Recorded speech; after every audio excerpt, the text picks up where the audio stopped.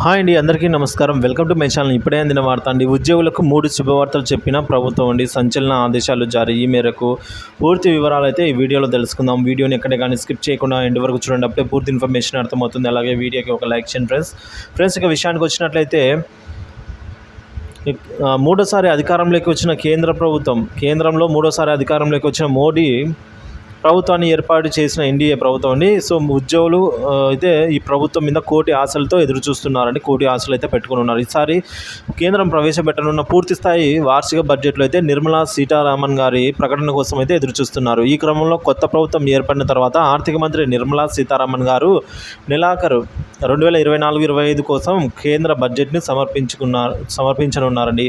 దీనిలో తమకు పన్ను విషయంలో కొంత ఉపశమనం అయితే రాయితీని దేశంలోని ఉద్యోగులు ఆశిస్తున్నారు. మధ్యంతర బడ్జెట్లో ఉపాధి కూలీలు నిరాశ చెందిన సంగతి తెలిసిందే. అయితే జీతం పొందే పన్ను చెల్లింపుదారులకు పన్ను ఉపశమనం అధిగమించడం వల్ల ఖర్చులు పెరుగుతాయని, అది చివరికి వినియోగాన్ని పెంచుతుందని నిపుణులు భావిస్తున్నారండి.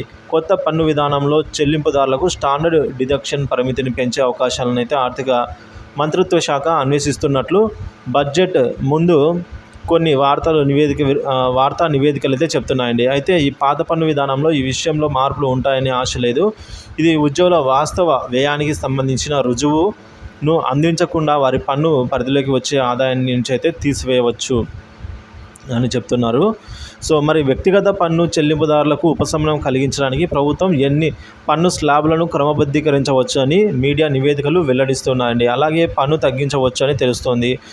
ప్రస్తుతం కొత్త విధానంలో పన్ను రేటు ఆదాయాన్ని బట్టి 5-30% మధ్యలో అయితే ఉంటాయి. కేంద్ర బడ్జెట్ 2023 కొత్త వ్యక్తిగత పన్ను విధానాన్ని పన్ను స్లాబ్లో గణనీయమైన సవరణలు అయితే తీసుకొని వచ్చిందని డెలాయిట్ ఇండియా నివేదించిందండి. ఇందులో ప్రాథమిక మినహాయింపు పరిమితిని 2.5 లక్షల నుంచి 3 లక్షలకు పెంచడము, అలాగే 5 కోట్ల కంటే ఎక్కువ ఆదాయం ఉన్న వ్యక్తులు ఈ విధంగా 37% నుంచి ఇది 25% తగ్గించడం జరిగింది. కొత్త పన్ను వివక్ష ఆకర్షణీయత పెంచడానికైతే ఈ సర్దుబాటు అమలు చేయబడ్డాయండి. అయితే ఈసారి పన్ను విధానంలో పన్ను రేట్లు అయితే మారవని చెప్తున్నారు. సో మొత్తానికి అయితే ఈ కొత్త ప్రభుత్వం ఎన్డీఏ ప్రభుత్వం వచ్చిన తర్వాత పూర్తి స్థాయి బడ్జెట్ని అయితే ఈ నెల 23వ తేదీన తీసుకున్నారన్నారండి. సో ఉద్యోగ ఉపాధ్యాయులు పెన్షన్లు అందరూ కూడా కోటి ఆశలు పెట్టుకున్నారు. ఎందుకంటే వారికి రావాల్సిన ఎన్నో బకాయిలు అయితే ఉన్నాయండి.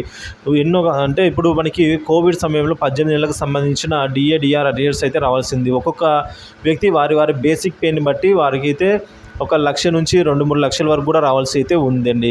సో ఇవన్నీ కూడా విడుదల చేస్తారని ఉద్యోగ పెన్షన్లు అందరూ కూడా ఆశ పెట్టుకున్నారు. అలాగే ట్యాక్స్ పేయర్స్కి కూడా ఒక ఆశ అయితే పెట్టుకున్నారు. ఏదైతే ఇన్కమ్ ట్యాక్స్ ఇప్పుడైతే ఉందో ఈ విధంగా చిన్న